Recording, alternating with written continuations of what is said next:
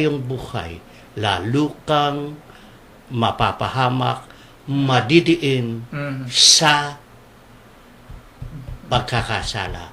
Katulad ng nangyari sa lahi ng mga eskriba at pariseo. Yeah. Kaya maliwanag na sabi niya, katulad ng masamang lahing ito. Alam mo, Kuya Min, sa papanong paraan, darating yan sa iba't ibang paraan ng pagsubok sa iyo ni Satanas na pahintulot ng Diyos. Yeah. Merong kung minsan, katulad kung minsan dumarating sa atin sa gitna ng kawalan natin at pagkatapos dumarating pa yung mga problema nating katakot-takot. Pero wag nating kalilimutan, maraming nakagwardya sa atin na anghel ng langit na pwede natin silang tawagan at patulong tayo sa Diyos sa ating dinadala sapagkat hindi aayaan ng Diyos na manatili tayo sa ganung kalagayan.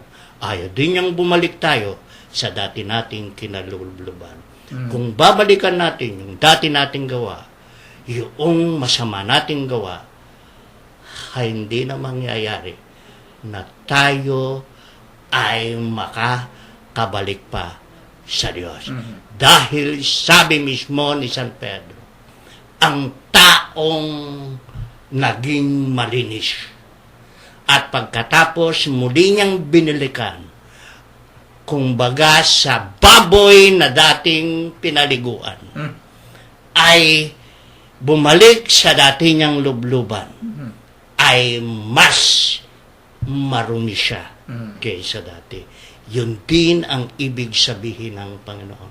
Huwag na nating balikan ang dati nating pag-uugali, ang dati nating masamang ugali, ang dating masama nating gawi, upang ang Diyos ay kalugdan niya tayo at siya mismo ang gagawa ng paraan dahil sa pananalig at pananampalataya mo sa Kanya. Gagawa siya ng paraan upang ang lahat ng problema mo ay bibigyan niya ng kalutasan. Ito ang tinatawag na born again, na hindi na bumabalik doon sa dating nating katatayuan. Tayo ay born again sapagkat ang matibay na pananampalataya natin sa Diyos ay siyang ating pinanganganan. Napakaganda ho ng mga paliwanag nitong mga si Kuya Bert at si Kuya Ben. Alam mo ninyo, ang natatanda ko sa Biblia, isa sa mga mabigat na sinubok ni Satanas ay si Job. Yeah. Si Job, kasaysayan ni Job. Si Job ang kasaysayan no ni Job. Pero sa kabila ng mga pagsubok at pagkuhan sa kanya ng masamang espiritu at ni Satanas, nanatili siyang tapat sa Diyos. Mismo sinabi din naman na San Pablo. Alam natin si San Pablo, kung gaanong hirap ang dinanas niya. Alam natin ang dinanas ni San Pedro. Kung gaanong hirap na dinanas niya.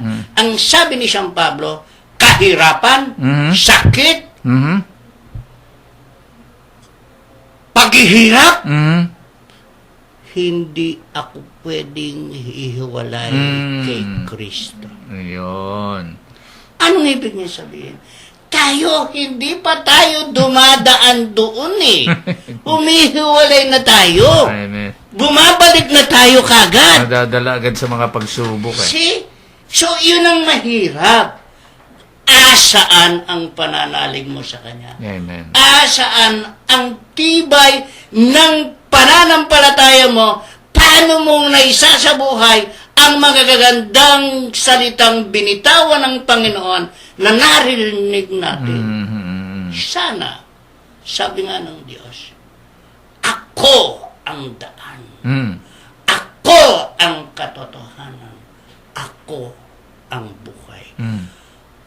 Kung sakit, sabi ni San Pablo, hindi ako pwedeng iwalay. Kung hirap, hindi ako pwedeng iwalay sa Panginoon. Na anong ibig sabihin? Ano man ang mangyari sa atin? Ang pananalig at pananampalataya kay Kristo. Amen. Ano mang dumanas sa ating pangangatawan, ito'y dulot ni Satanas. Tawagin natin ang Diyos. Tawagin natin ang mga anghel ng Diyos. Patulong tayo sa kanila. At sila mismo ang gagawa ng paraan upang tayo ay maging malakas. Maliwanag ang ating kaisipan. Amen. Katulad ng pananalig ni Job na binanggit mo, Idol. Ito ang dapat na mangyari sa atin. Bukod doon sa nawala yung 7 niyang anak. Ang asawa niya naman, lahat ng pag-aari niya, naghirap siya, mismong pangangatawan. Pero ang pananatili at pananalig niya sa Diyos ay hindi nabahiran ng alinlangan. Iyon. At saka kung hindi ho natin makamit dito sa lupa, sa kabilang buhay yung nakakamit natin. Sigurado yun. Iyon. Huwag lamang tayong babalik. Do. At parahuyo at patatalo sa walong Iyon ang pinaglalaanan. espiritu Masama. masasamang ito. Amen. Palayasin natin sila. Amen.